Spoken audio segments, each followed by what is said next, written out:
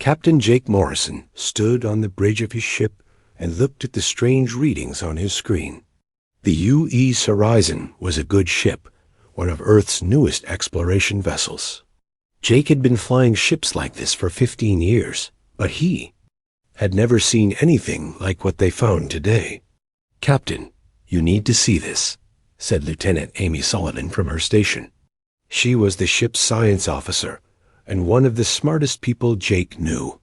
Her hands moved quickly over her controls as she checked the readings again and again. "What do you have for me, Amy?" Jake walked over to her station. The other crew members on the bridge watched quietly. They all knew something big was happening. Amy pointed at her screen. "Sir, we found a station out here. It's huge, much bigger than anything we've ever built. But the energy readings... they're human." Jake frowned. They were far from Earth, deeper into space than any human had ever gone before. The nearest human colony was months away. "Are you sure about those readings?" "I've checked them 5 times. Captain, the energy patterns match our technology, but they're much more advanced. It's like looking at what our ships might be like in 100 years. Commander Rick Phillips, the ship's security chief, looked up from his own station. "Captain, I'm reading life signs on that station. Thousands of them. But they're all in some kind of sleep state." Jake felt his heart beat faster. This was the kind of discovery that changed everything. "Put it on the main screen." The bridge's large display showed the station floating in the darkness of space. It was massive, easily 10 times bigger than Earth's largest space station. The design was clearly human, but different somehow. More advanced. The metal looked stronger, and the shape was more elegant than anything humans had built before. "How long has it been out here?" Jake asked. Amy worked at her station for several minutes before answering. "Based on the energy decay patterns, I'd say at least 300 years. Maybe more." 300 years? Rick stood up from his chair. "That's impossible. Humans weren't even in space 300 years ago." Jake studied the station on the screen. Something about this felt important, like they were looking at a piece of history that had been lost. "Amy, can you tell if it's safe to board?" "The atmosphere inside is stable. Life support is working perfectly. Whatever put those people to sleep, the station has been taking care of them all this time." Jake made his decision. "Rick, get a boarding. Team ready. We're going over there." "Sir, shouldn't we report this to Earth first?" "We will. But first, we need to know what we're dealing with. This could be the most important discovery in human history." An hour later, Jake led a small team through the airlock and into the mysterious station. The inside was even more impressive than the outside. The corridors were wide and clean, with lighting that came on automatically as they walked. The technology was clearly human, but more advanced than anything Jake had ever seen. "This way, Captain," said Dr. Corinne White, the ship's medical officer. She had joined the boarding team to examine the sleeping people they had detected. Life signs are coming from this direction." They followed her through several corridors until they reached a massive chamber. Jake stopped and stared. The room was filled with thousands of sleeping pods, each one containing a person. The pods hummed quietly, keeping their occupants alive and healthy. "My God," whispered Amy. "How many people are here?" Dr. White checked her scanner. "At least 5,000, maybe more. They're all in perfect health, just sleeping." Jake walked between the rows of pods, looking at the faces inside. They were definitely human, but their clothes and equipment looked different from what people wore on Earth. More advanced. "Captain," Rick called from across the room, "you need to see this." Jake hurried over to where Rick stood next to a control panel. The panel showed information about the station and its occupants. Most of it was in English, but some of the words were unfamiliar. "Look at this date," Rick pointed at the screen. "If this is right, These people have been asleep for over 300 years. That's not possible, Amy said as she joined them. 300 years ago, humans barely had rockets that could reach the moon. Suddenly, one of the pods nearby began to hum louder. Lights flashed on its surface, and steam came out of small vents. Jake and his team stepped back as the pod opened with a soft hiss. Inside was a woman who looked to be in her 30s. She had short brown hair and wore a uniform that looked like something a scientist might wear. Her eyes opened slowly, and she looked around in confusion. Where am I? She asked weakly. Dr. White hurried forward with her medical kit. It's okay. You're safe. I'm a doctor. The woman tried to sit up, but was still weak from her long sleep. How long was I asleep? The mission was only supposed to last 2 years. Jake knelt down beside the pod. What's your name? Dr. Lisa Grant. I'm the chief science officer of the colony ship, New Dawn. We were sent to establish a research station in deep space. She looked around at the other pods. Are the others okay? They're all alive, Dr. White assured her. But you've been asleep for a very long time. Over 300 years. Lisa's face went pale. That's impossible. Our sleep systems were only designed to work for 5 years at most. Jake helped her stand up. She was getting stronger as the effects of the long sleep wore off. Dr. Grant, I'm Captain Jake Morrison of the Earthship Horizon. I need to ask you some questions. Lisa looked at Jake's uniform and frowned. Earthship? But Earth doesn't have ships that can travel this far into space. The technology doesn't exist yet. It was Jake's turn to look confused. What do you mean? We've had faster-than-light travel for over 50 years. 50 years? Lisa shook her head. Captain, when I went to sleep, humans had just invented the first hyperspace drive. It was experimental and could barely reach the nearest star systems. Amy stepped forward. Dr. Grant, what year did you go to sleep? Lisa thought for a moment. 2387. We launched from Earth in 2385 and spent 2 years traveling to this location. Jake did the math in his head. It was now 2701. Lisa had been asleep for 314 years.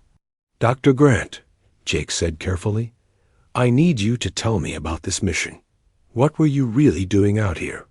Lisa looked around at the advanced station and then at Jake's team. We were the advance guard.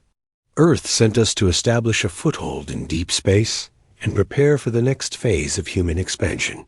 But something went wrong. Our communications with Earth were cut off, and we had to go into emergency sleep mode. She paused and looked directly at Jake. Captain, when I went to sleep, humanity controlled half this galaxy. We had colonies on thousands of worlds and treaties with dozens of alien species. Earth was the capital of a vast interstellar empire. Jake felt the world spinning around him. Everything he knew about human history said the humans were newcomers to space, that they had only recently met alien species and were still trying to find their place in the galaxy. That's not what our history books say, Amy whispered. Lisa looked at each of them carefully. Then your history books are wrong, or someone has been lying to you about who humans really are. She walked over to a control panel and pressed several buttons. The screen lit up with star charts showing human territory that covered half the galaxy. Names of worlds and colonies that Jake had never heard of filled the display. This is what the galaxy looked like when I went to sleep, Lisa said. Humanity didn't just join the galactic community. We created it. We built it. We ruled it. Jake stared at the star charts, his mind trying to process what he was seeing. If Lisa was telling the truth, then everything humans believed about their history was a lie. What happened to it all? He asked quietly. Lisa's expression grew sad. I don't know, Captain. We went to sleep expecting to wake up in a galaxy where humans were the dominant species. Instead, I wake up to find that our empire has vanished and our people have forgotten who they used to be. She looked at Jake with determination in her eyes. But I remember, Captain. I remember everything. And now that I'm awake, it's time to remind the galaxy who humans really are. 2 weeks later, Dr. Lisa Grant stood in the briefing room aboard the UES Horizon. Captain Jake Morrison had called together his senior officers to hear what Lisa had discovered in the station's databanks. The room was quiet as everyone waited. To learn the truth about humanity's past, Lisa activated a holographic display that showed the galaxy as it looked 300 years ago. Half of the star systems glowed blue, marking human territory. The other half showed different colors for various alien species. This is what the galaxy looked like when I went into sleep, Lisa began. The blue areas were all controlled by humans. We had over 2,000 colony worlds and controlled the most important trade routes in the galaxy. Lieutenant Amy Sullivan studied the display carefully. But our history books say humans only discovered faster-than-light travel 60 years ago. They say we're newcomers to galactic civilization. Lisa nodded sadly. That's because someone rewrote your history books. The truth is that the humans invented faster-than-light travel over 400 years ago. We were the first species to master hyperspace travel, and we used that advantage to explore the galaxy. She changed the display to show a timeline of human expansion. We didn't conquer other species through war. We were explorers and traders. When we met alien races, we offered them partnership and technology. In return, they joined our growing federation. Commander Rick Phillips leaned forward. If humans were so powerful, what happened to all of it?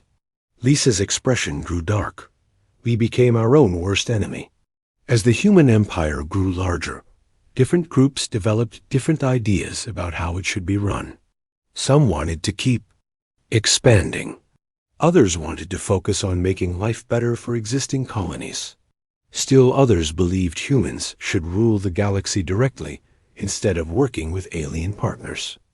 The display changed to show the human empire splitting into different colored regions. The disagreements grew into arguments. The arguments became conflicts. Eventually, the conflicts became war. Civil war, Jake said quietly. The worst kind. Lisa confirmed. Brother fought against brother. Colony world fought against colony world. The war lasted for over 50 years and tore the human empire apart. Amy looked at the display with horror. 50 years of war? How many people died? Billions. Lisa said simply, entire worlds were destroyed. The human fleet, which had once been the most powerful force in the galaxy, was reduced to scattered groups of ships fighting each other. She changed the display again to show what happened next. The alien species we had once protected and helped saw their chance. They formed an alliance against us, but they didn't need to fight. They just waited for us to destroy ourselves, then moved in to claim what was left. Rick stood up and paced around the room. So they took over human territory, while we were fighting each other. Not exactly, Lisa replied. They were smarter than that. They knew that if they simply conquered human worlds, the survivors might unite against them. Instead, they did something much more clever. The display showed human worlds slowly changing. Colors as alien species took control. They convinced the surviving human populations that the empire had never existed. They rewrote history books, destroyed records, and spread the story that humans were a young species just beginning to explore space. Jake felt sick as he understood what had happened. They made us forget who we were. Earth was turned into a backwater world, Lisa continued. The surviving human colonies were isolated from each other and told they were small, unimportant settlements. Within a few generations, most humans believed the new version of history. Dr. Karen White, who had been quiet until now, spoke up. But what about all the human technology? The ships, the weapons, the space stations? Lisa smiled grimly. The aliens kept it all. They reverse-engineered our technology and claimed it as their own ancient inventions. The hyperspace networks that connect the galaxy today? Humans built them. The energy weapons that alien fleets use? Human designs. The trade stations that facilitate galactic commerce? All originally human construction. She brought up images of current alien technology alongside old human designs. The similarities were obvious once you knew what to look for. They stole everything, Amy whispered. Our technology, our achievements, our place in history. The Zephyrian Empire, which claims to be the oldest civilization in the galaxy, was actually a human protectorate, Lisa explained. We helped them develop space travel and protected them from aggressive neighbors. The crystalline collectives, who say they invented energy shielding, learned the technology from human engineers. Rick slammed his fist on the table. So every alien species that looks down on humans as primitives is using technology that we invented? Yes, Lisa said. And they've been doing it for 300 years. They've had 3 centuries to refine and improve human technology while keeping humans ignorant of their own heritage. Jake walked over to the display and studied the star charts. Why didn't any humans remember? Surely someone must have kept records. Some did, Lisa replied. But they were labeled as troublemakers or crazy people. Anyone who claimed humans had once ruled the galaxy was dismissed as a lunatic. Over time, the truth became legend, and legend became myth. She brought up another display showing current human space. Look at your current territory. A few dozen. Worlds scattered around Earth. Compare that to what we once controlled. The difference was staggering. Current human space was tiny compared to the vast empire that had once existed. Amy studied the data carefully. Dr. Grant, how do you know all this? How did the information survive on your station? Lisa smiled for the first time since waking. Because we were paranoid. The colony ship New Dawn was sent out during the early days of the Civil War. Our mission was to establish a secret research station far from the fighting, somewhere we could preserve human knowledge and technology. She activated another part of the display. We knew the war was tearing the Empire apart, so we made copies of everything. History files, technology databases, star charts, even personal records from important leaders. We hid it all in our station's computers. Like a backup copy of human civilization, Jake said. Exactly. We were supposed to wake up after the war ended and help rebuild. Instead, we slept through the entire collapse and woke up in a galaxy that had forgotten we ever existed. Rick looked at the star charts again. So what do we do now? How do we tell humanity the truth about what they used to be? Lisa walked over to a control panel and began entering commands. We start by gathering evidence. I'm uploading copies of all our historical records to your ship's computers. Every human ship in the fleet needs to see this data. The government will try to suppress it, Amy warned. They won't want people to know they've been lied to for centuries. Then we make sure the information spreads faster than they can stop it, Lisa replied. We contact every human colony, every ship captain, every scientist who might listen. The truth has been hidden for 300 years. It's time to bring it into the light. Jake made a decision that would change everything. Computer, open. A channel to Earth Command. Priority 1 transmission. Jake, wait, Rick said. Are you sure about this? We can't keep this secret, Jake replied. Humanity deserves to know the truth about what they were and what they lost. The communication system activated, and Admiral Ben Carter's face appeared on the screen. Carter was the head of Earth's Space Command and one of the most powerful people in human space. Captain Morrison, this is unexpected. What's your status? Jake took a deep breath. Admiral, we've made a discovery that changes everything we thought we knew about human history. I'm transmitting a full data package now." Carter's expression grew serious as he reviewed the information. Lisa watched his face carefully, seeing the moment when the truth hit him. "This is impossible," Carter said quietly. "It's all verified, sir," Jake replied. "We have historical records, technological databases, and living witnesses. Humanity once ruled half the galaxy, and that history was deliberately erased." Carter was quiet for a long moment. "Captain, you realize what this means? If this information gets out, it will cause chaos. People will demand answers. They'll want to know why they were lied to." "With respect, Admiral," Lisa stepped into view of the camera, "people have a right to know who they really are. Humanity has been living a lie for 3 centuries. That ends now." Carter looked at Lisa with surprise. "And you are?" "Dr. Lisa Grant, former Chief Science Officer of the colony ship New Dawn.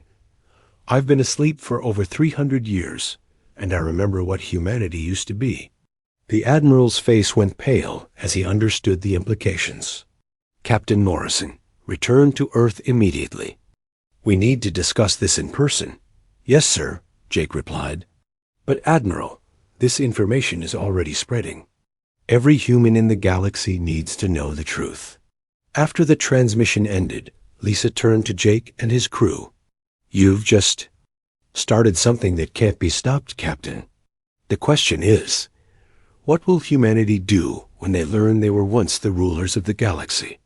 Jake looked at the star charts, showing humanity's lost empire. "I guess we're about to find out." The news broke on every human world at the same time. Captain Jake Morrison had made sure that copies of Dr. Lisa Grant's historical data reached every news network, every government office, and every military base in human space before Admiral Carter could try to stop it. On Earth, news anchor Tony Mitchell sat in his studio, trying to make sense of the incredible story he was about to tell the world. He had been a journalist for 20 years, but nothing had prepared him for this. "Good evening. I'm Tony Mitchell with a special report that will change everything you thought you knew about human history." He paused, still hardly believing the words he was about to say.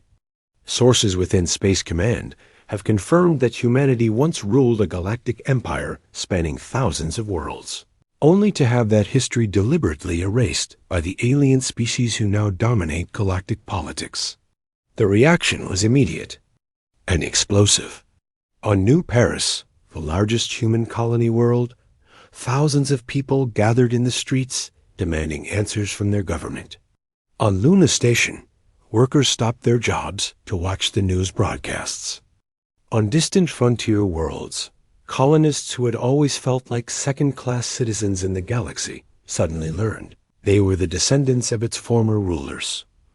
Director Helen Walsh of the Colonial Affairs Bureau found herself in the middle of the biggest crisis in human history. She sat in her office on Earth, surrounded by advisors who all looked as shocked as she felt. "How do we handle this, Director?" asked her assistant, Mark Johnson. "People are demanding explanations for 3 centuries of lies." Helen looked at the reports coming in from every human world.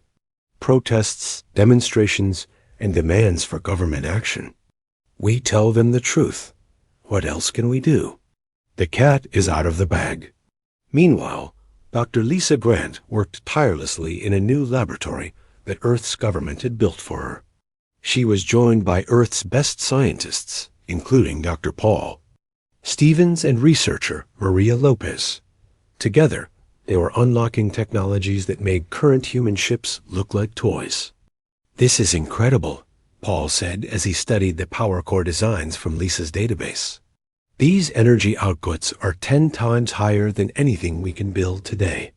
Maria looked up from her computer screen. "Lisa, according to these files, humans had ships that could cross the entire galaxy in less than a week. Our fastest ships take months to make the same journey." Lisa smiled as she watched her new colleagues discover the wonders of ancient human technology. That's just the beginning. Wait until you see the manufacturing techniques we developed. We could build entire fleets in a matter of days. The first breakthrough came when they successfully tested a new type of engine that used principles completely unknown to current human science. The test ship, barely larger than a shuttle, achieved speeds that should have been impossible. Admiral Carter watched the test from the observation deck at Luna Station. Next to him stood Commander Steve Harrison, his most trusted aide.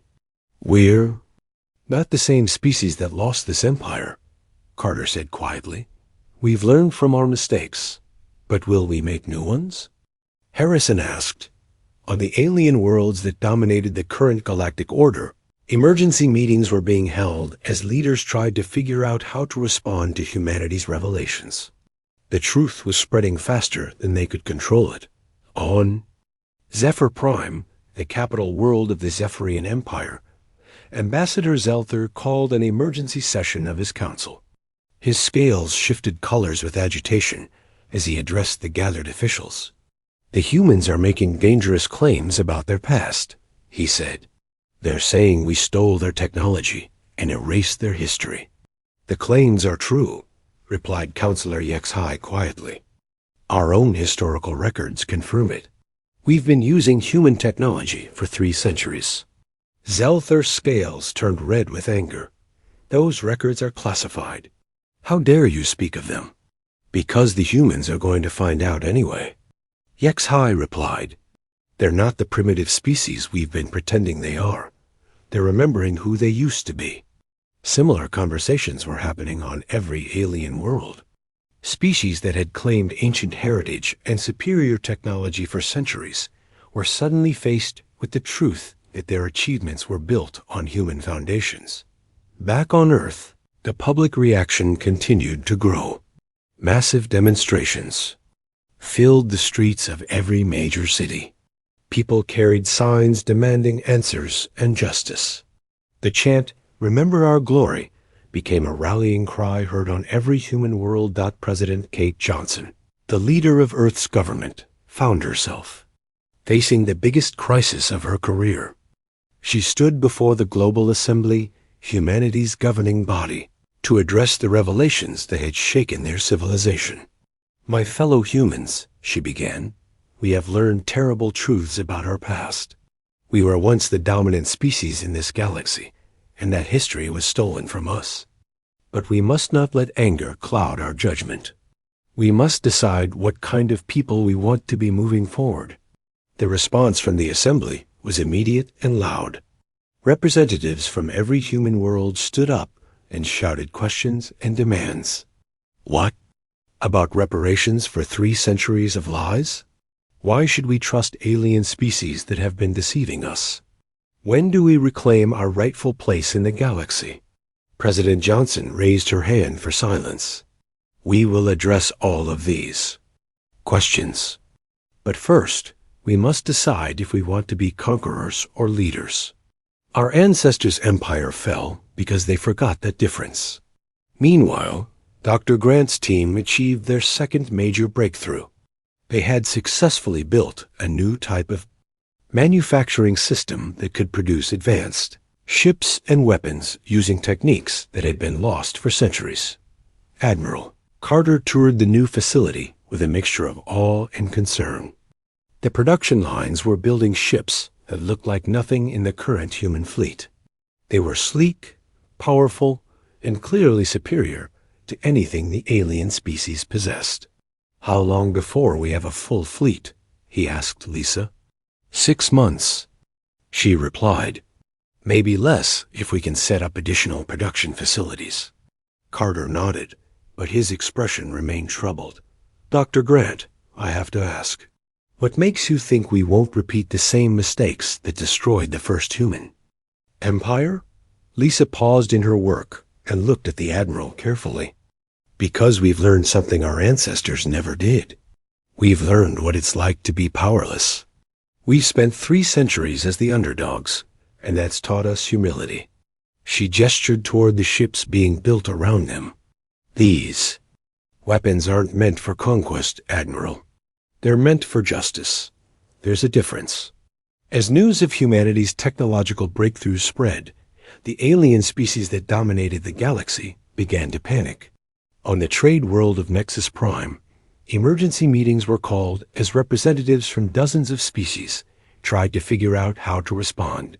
The humans are building a new fleet, reported Intelligence Chief Vox Tar of the Crystalline Collectives. Our spies say their new ships are more advanced than anything we have. Then we must act quickly, declared General Mordak of the Plasma Confederacy. We cannot allow them to rebuild their empire, but it was too late for military action. Humanities. New technology was advancing too quickly, and their resolve was growing stronger every day.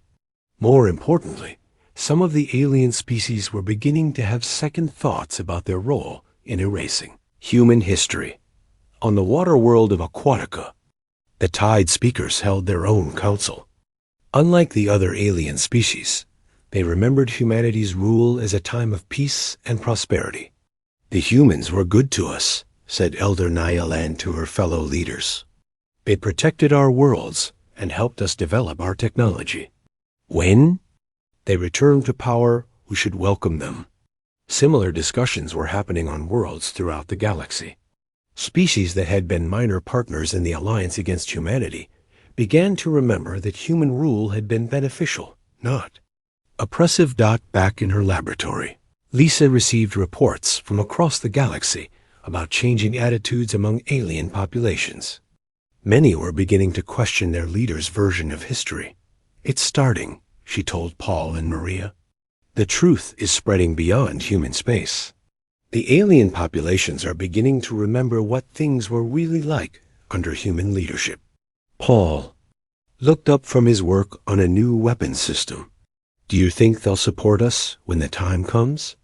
Some will, Lisa replied. Enough to make a difference. The leaders who erased our history are about to learn that you can't suppress the truth forever. As the weeks passed, humanity's awakening continued to gather momentum. New ships rolled off the production lines, carrying weapons and technology that made them the most powerful vessels in the galaxy. Human colonies that had been isolated for centuries began to reconnect, sharing resources and information. Most importantly, the human spirit was reawakening.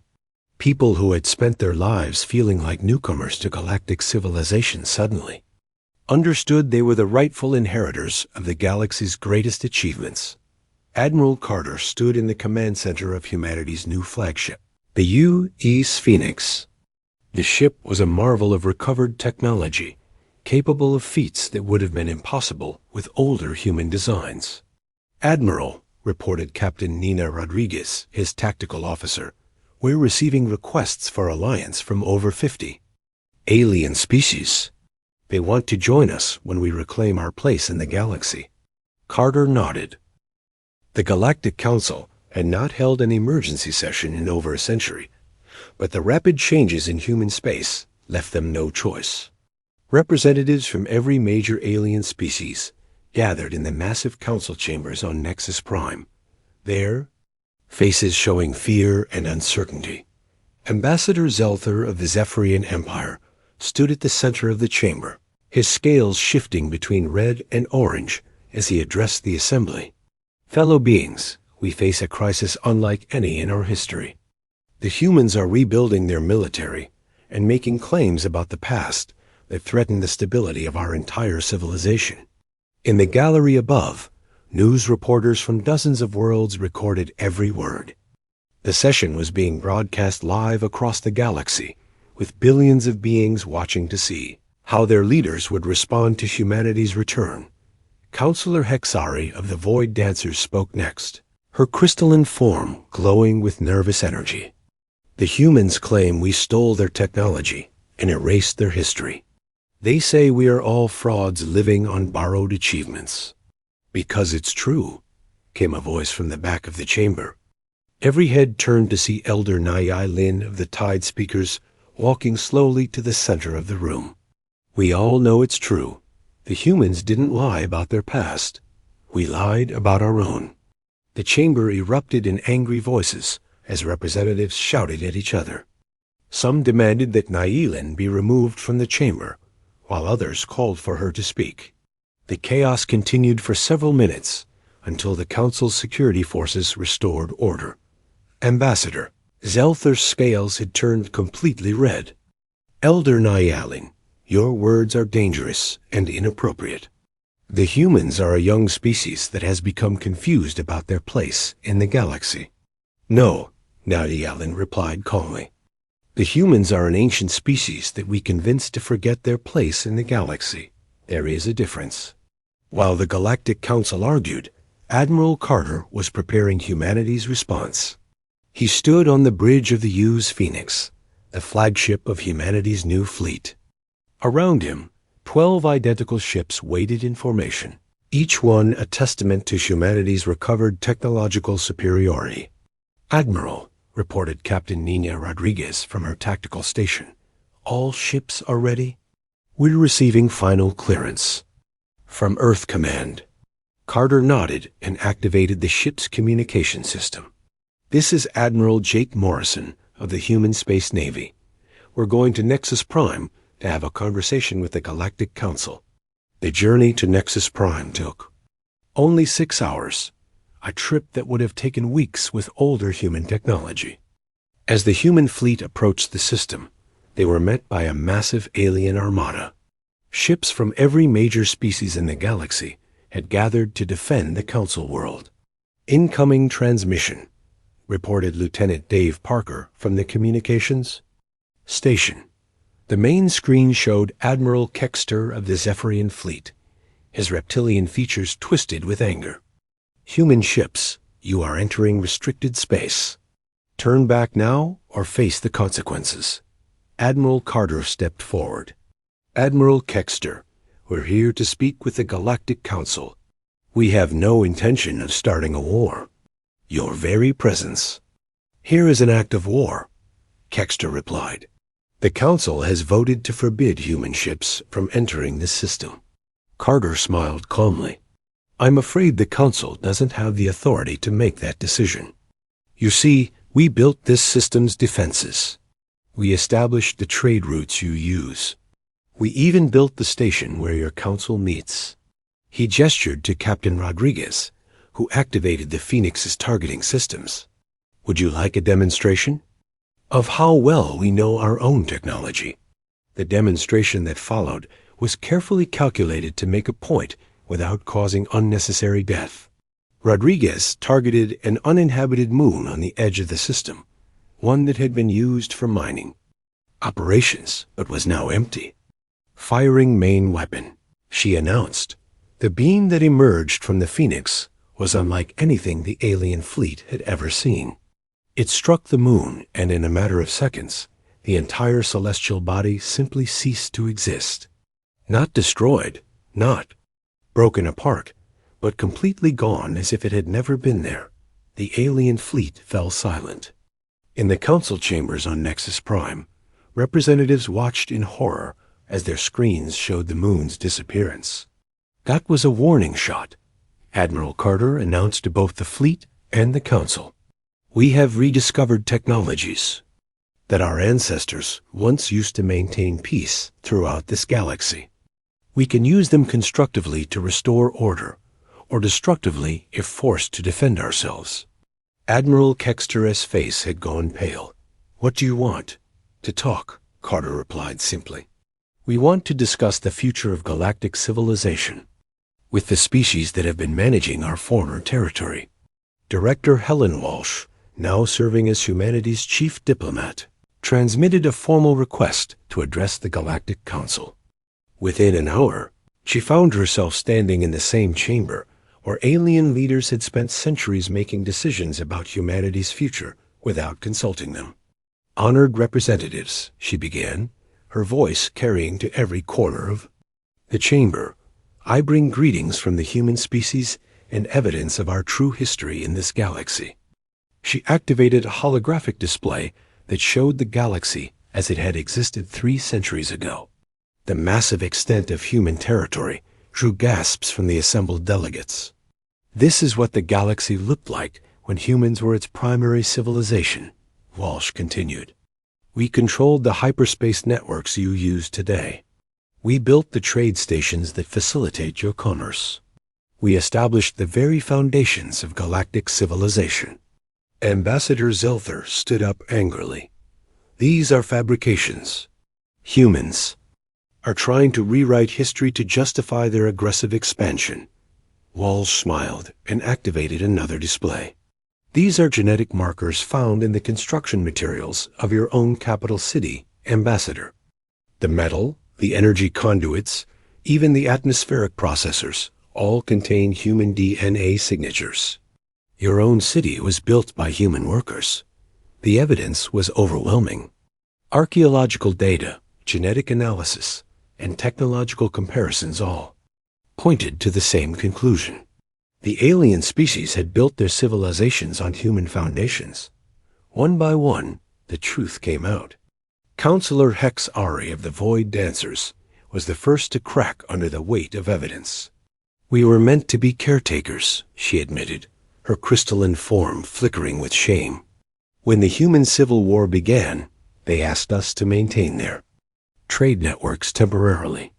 We promised to return everything when the war ended. But the war never ended, Walsh replied. It destroyed human civilization, and you decided to keep what you had been trusted to protect. Representative Tikovar of the Crystalline Collective spoke next. Our energy manipulation techniques were based on human research. We found the laboratories, abandoned after the war, and reverse-engineered everything we could. Similar admissions came from every major species. The Plasma Confederacy acknowledged that their weapons technology came from abandoned human military bases. The Silicon Collective admitted their computing systems were based on human designs they had found and copied. Only Ambassador Zelther remained defiant. Even if these claims are true, it changes nothing. We have held dominion for 3 centuries. The galaxy has moved beyond humanity's time. Director Walsh looked at him with a mixture of pity and determination. Ambassador, you've had 300 years to prove you're better rulers than we were. How has that worked out? She activated a new display showing current galactic conditions. Wars between species have increased by 400% since human rule ended.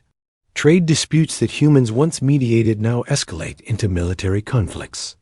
Entire sectors of space have become lawless regions where piracy and slavery flourish. The statistics were damning. Under human leadership, the galaxy had enjoyed unprecedented peace and prosperity. Under alien rule, it had become a chaotic mess of competing interests and endless conflicts. The Outer Rim territories, Walsh continued, which were once thriving human colonies, are now considered too dangerous for civilian travel. The Merchant Guild, which once facilitated fair trade across the galaxy, has become a corrupt organization that enriches the powerful while exploiting the weak. Elder Nyellen stood up from her seat. She speaks the truth. Under human rule, my people prospered. Our worlds were protected, our trade was fair, and our voice was heard in galactic affairs. Since the humans fell, we have become second-class citizens in our own galaxy.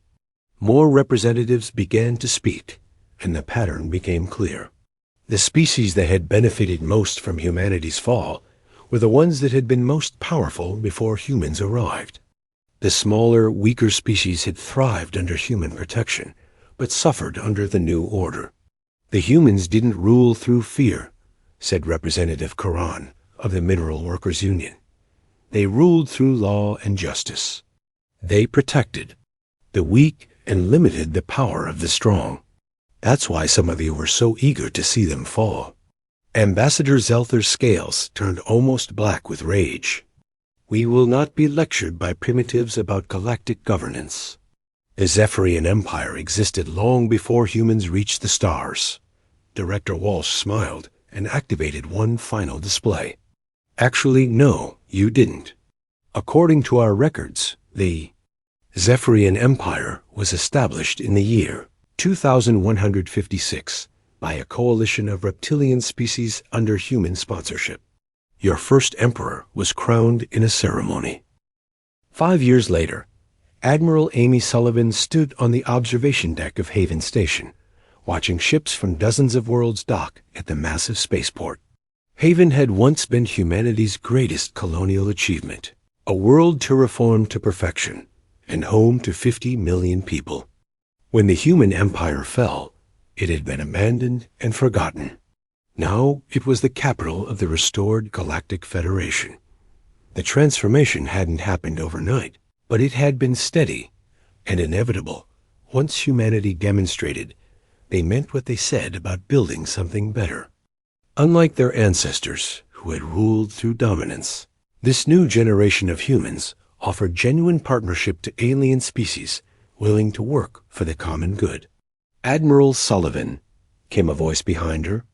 She turned to see Captain Luis Martinez, her chief of staff, approaching with a datapad. "The monthly reports from the outer sectors are in.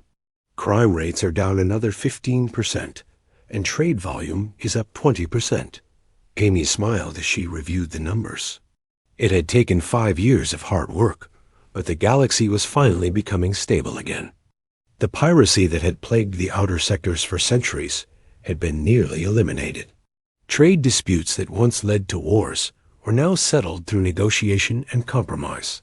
"Any word from the Zephyrian territories?" she asked. Luce's expression grew more serious. "Still holding out, ma'am. Ambassador Zelther refuses all attempts at communication. Intelligence reports suggest their economy is struggling without access to the restored trade networks." Amy nodded sadly. The Zephyrian Empire had been one of the few major powers to reject humanity's offer of partnership. They had retreated to their home territories and cut off all contact with the outside galaxy. Their pride would not allow them to admit they had been wrong. The door chimed, and Dr. Lisa Grant entered the observation lounge. She looked younger than her years, thanks to the advanced medical treatments that had been developed from the old human databases. As the director of the Galactic Research Institute, she had spent the past 5 years working with scientists from dozens of species to push the boundaries of knowledge even further than their ancestors had achieved.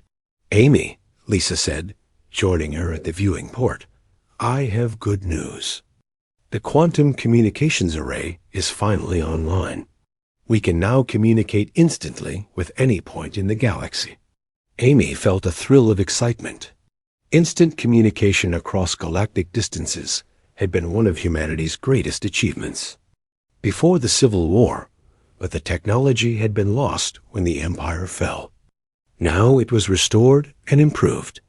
"The first message came from Earth," Lisa continued. "President Johnson sends her congratulations and wants to know when you'll be visiting home." Amy laughed. She had been born on Earth, but had spent most of her adult life in space. Haven felt more like home to her now than the world of her birth. "Tell her I'll visit as soon as the new colony ships are launched." The colony ships were another triumph of the Restoration. Humanity had spent 5 years rebuilding not just their technology, but their approach to expansion. The new colonies would be joint ventures, with humans and aliens working together to settle new worlds. No single species would dominate, and all would benefit from the shared knowledge and resources. Dr. Grant activated holographic display, showing the current state of the galaxy. The blue areas representing human-led territories had grown steadily over the past 5 years, but not through conquest. They had grown through invitation, as more and more alien species requested to join the restored Federation. "We now have formal partnerships with over 300 species," Lisa explained. "The crystalline collectives have become our primary partners in energy research. The Void Dancers are leading our deep space exploration efforts. Even the Plasma Confederacy has contributed significantly to our defense technologies." Amy studied the display with satisfaction. Each species had found a role that matched their actual capabilities and interests, rather than trying to compete in areas where they were weak. The result was a level of cooperation and efficiency that the galaxy had never seen before. What? About the holdouts? Amy asked, pointing to the red areas on the map where species still refused to join the Federation. Most are coming around, Lisa replied. The benefits of Federation membership are too obvious to ignore. Better security, fairer trade, access to advanced technology, and a voice in galactic governance. Only the most stubborn leaders are still holding out. A soft chime indicated an incoming priority message. Captain Martinez activated the communication system, and the face of Admiral Jake Morrison appeared on the screen. Jake had been promoted to Supreme Admiral of all Federation forces and was currently leading the exploration of the galaxy's outer reaches. Amy, Lisa, Jake said with a smile, I have news that will interest you both. We've discovered the Builders. Amy felt her heart skip a beat. The Builders were a legendary species mentioned in some of the oldest human records. They were supposed to be the ones who had taught humanity faster-than-light travel and helped them take their first steps into the galaxy millions of years ago. Where? Amy asked. In the Andromeda approach, beyond the galactic rim, Jake replied. They've been watching us for the past 5 years, waiting to see if we would repeat our ancestors' mistakes or learn from them. Lisa leaned forward excitedly. What do they want? Jake's smile grew wider. To welcome us back to our rightful place as leaders of galactic civilization. It seems they've been waiting for humanity to grow up and reclaim their inheritance. The implications were staggering. If the Builders approved of humanity's restoration, it would legitimize their leadership in the eyes of every species in the galaxy. Even the holdouts would have difficulty arguing against beings who were considered the oldest and wisest in the known universe. There's more, Jake continued. They want to invite us to join the greater galactic community. Apparently, our galaxy is just one of thousands they've been monitoring, and they think we're ready to take our place among the truly advanced civilizations. Amy felt tears forming in her eyes. Humanity had gone from being forgotten outcasts to potential leaders of multiple galaxies in just 5 years. The journey had been long and difficult, but they had finally proven they were worthy of their ancestors' legacy. When do we meet them? She asked. They're sending a delegation to Haven next month, Jake replied. They want to see our capital and meet with our leadership before making any formal agreements. After the transmission ended, Amy and Lisa stood in comfortable silence, watching the ships moving through Haven's orbital space. The sight had become familiar over the past 5 years, but it never failed to impress her.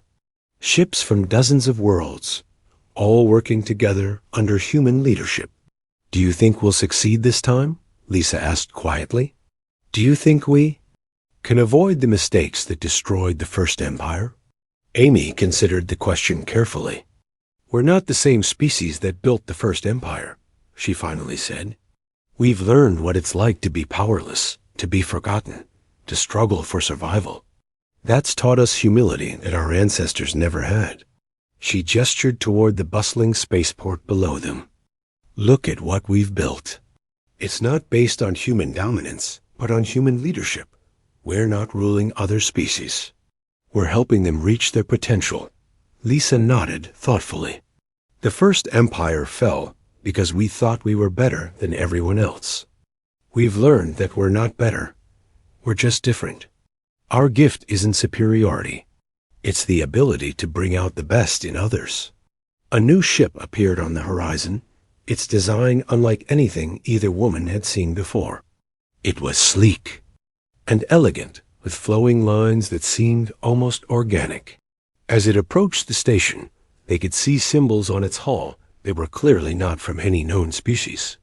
That must be an advanced scout from the Builders, Amy said with excitement, as they watched the mysterious ship dock at Haven Station. Both women understood that they were witnessing another turning point in human history. The restoration of human leadership in their own galaxy had been just the beginning. Now they were being invited to join something much larger and more magnificent than they had ever imagined. The message was clear. Humanity had not just reclaimed their place as rulers of the galaxy. They had earned their place as leaders among the stars themselves. Amy smiled as she thought about the journey that had brought them to this moment. Captain Jake Morrison's discovery of Dr. Lisa Grant and her ancient knowledge had been the spark that ignited humanity's awakening. The revelations about humanity's hidden past had been the fuel that powered their determination to reclaim their rightful place. The confrontation with the alien species who had erased their history had been the test that proved they were ready for leadership.